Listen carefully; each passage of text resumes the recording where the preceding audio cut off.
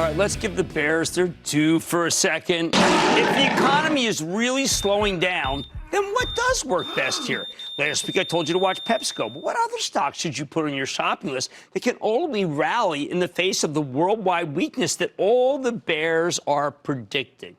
Hey, you've come to the right place. I've got 6 of them. First, one on my favorite, Estee Lauder. Here's a cosmetics company run by one of the smartest executives I have ever met, Fabrizio Freda, formerly of Procter & Gamble, who's taken this prestigious brand and turned it into the most beloved makeup business on earth.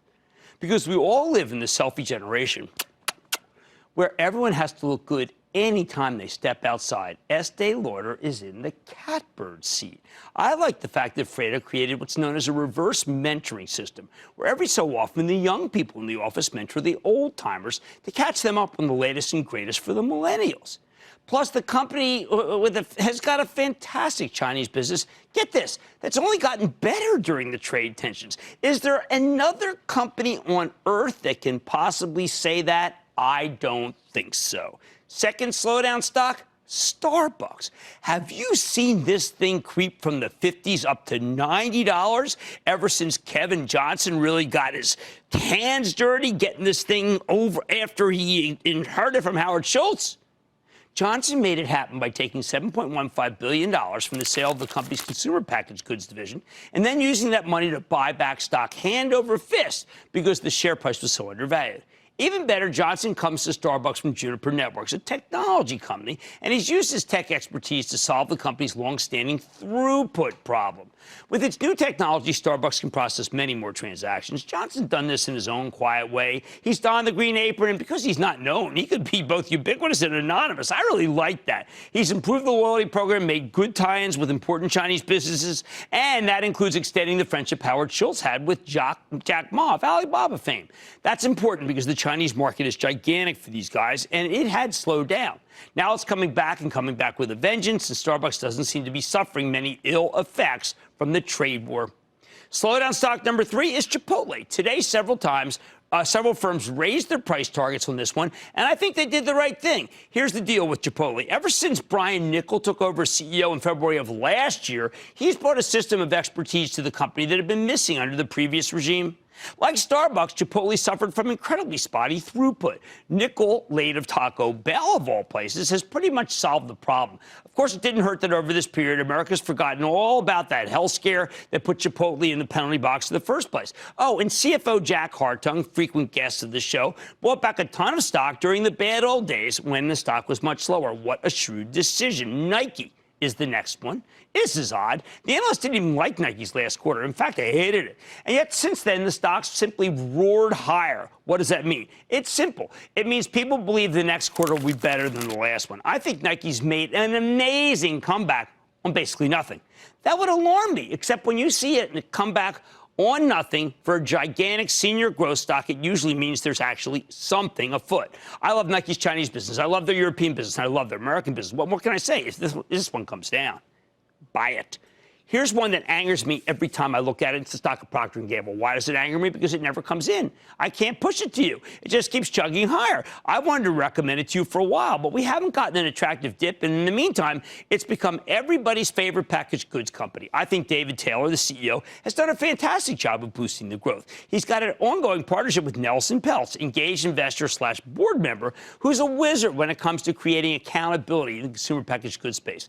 I see from the chemical companies that supply Procter with packaging that its raw costs have come down. I see from the transportation companies that its freight costs have come down. Higher market share, lower costs, improving Chinese business, what's not to like? Watch this stock. Procter stock does not go down. The moment it pulls back, maybe off of something market-wide, pounce.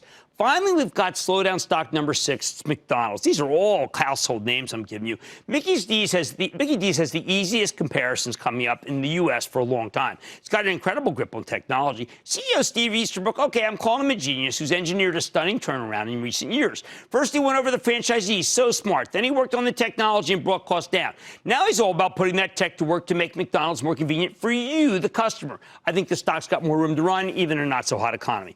Why focus on these boring slowdown senior growth stocks? Look, it would be great to rely on the turbocharged growth stocks that can thrive during a downturn. Look, I'm a big fan of Facebook. For example, I like Libra, their new virtual currency, but I feel like I'm alone in that. Both the Democrats and Republicans have united against it. It seems no one else is buying into the notion that Facebook is somehow reformed. Fair enough. Frankly, I don't care if Facebook's reformed. I care that Instagram is crushing it. Unfortunately, rather than giving the stock a boost, Libra has turned it into a real overhang. I like Amazon too. But do you know how much hot money is ready to blow out of this thing on anything less than perfect numbers? Even if the numbers for Prime Day, which is today and tomorrow, turn out to be great, there will be sellers. It's ridiculous. The expectations are way too high. And I hate great expectations in stocks almost as much as I hated reading Great Expectations by Dickens. Alphabet, I was just thinking we might have a winner trade here, but then Peter Thiel, a guy who's rich as Croesus, he just started talking about China and treason. He says Google's compromised by the Chinese Communist Party, needs to be investigated by the FBI and the CIA. Even if you think that his accusations are baseless, like something from the Manchurian Candidate, Thiel is a real heft with the White House. He can make a lot of trouble for Alphabet. Apple, darn it, the stock's running again. When Apple roars higher, it's bad news, which is why I'm hesitant to recommend buying more at these levels. Sure, I like the Cloud Kings, but stocks like Workday, Splunk, and Salesforce have run so much. Same goes for the rising cloud plays like Cramer, Family Fave, Okta, or Zscaler, or Zendesk, or CrowdStrike, or Atlassian, or Alteryx. You name it. I think the risk has gotten too high that I can't afford to be glib about them. I need these cloud stocks to cool off. That goes for most tech stocks here, too. Terrific to double down on the moment, but let's just wait. I wanted to list some drug companies until the president trained his guns against them. And you have all the food stocks you need if you own PepsiCo. So I returned to the big six: Estee Lauder, McDonald's, Nike, Starbucks, Chipotle, and Procter & Gamble. No, I wouldn't just go out and buy them right here, right now, not in the first week of earnings season. But the bottom line, these 6 slowdown senior growth stocks have been anointed by Wall Street. They aren't going away. They'll be the second half winners that the big money guys just can't get enough of. Unsated. So now you have the list. Memorize them, people, because I bet they keep winning for the rest of the year. Let's go to Kevin in California. Kevin. Hey, Jim. Kevin from Sacramento, California. Hoorah, Big Jimmy. Do I stick with GE? I came in at 28 in 2014. I wish they would have held on to their appliances. And what do you think of their next earnings? And Jane from Sacramento is madly in love with you. There you go. Well, look, let me give you two calls on this. First is GE, I think, is out of the woods. But second, that doesn't mean that it can necessarily advance. Doesn't matter where you bought it. It matters where the stock's going to, know where it came from. I'd hold on to it, not just for keepsake, but because I do genuinely believe that one day Larry Culp will pull this rabbit out of the hat. Rob in Florida. Rob. Hey, booyah, Jim. Rob Caldwell in sunny South Florida. Nice, Rob. Question for you regarding Blackstone Group, symbol BX. I'm a big TTD guy, but I've been watching this, and they're announcing their earnings pre-market on 7/18. Right. And they just also acquired the mobile marketing platform Bungle. Yeah, I saw that. At the current price of roughly 45.5, would you consider this a good entry point? No, I think the good entry point was 35.5. I know that it definitely has more room to run because they're switching to a C Corp, but I think a lot of the trade has happened already. I think we're late to the party. I'd like to find ones that were early to the party. Okay, now you have the anointed stocks, the names big money wants into no matter what. These are the winners for the rest of 2019, people. Hey, much more Mad Money at CNBC's Call Continue got unprecedented access inside Jewel Labs. And he's giving me the scoop tonight. Don't miss it. Then could disappointing earnings tear the markets down? You may be surprised when you hear my take. And all your calls are rapid fire in tonight's edition of the Lightning Round. So stay with Cramer. Don't miss a second of Mad Money. Follow @Jim Cramer on Twitter.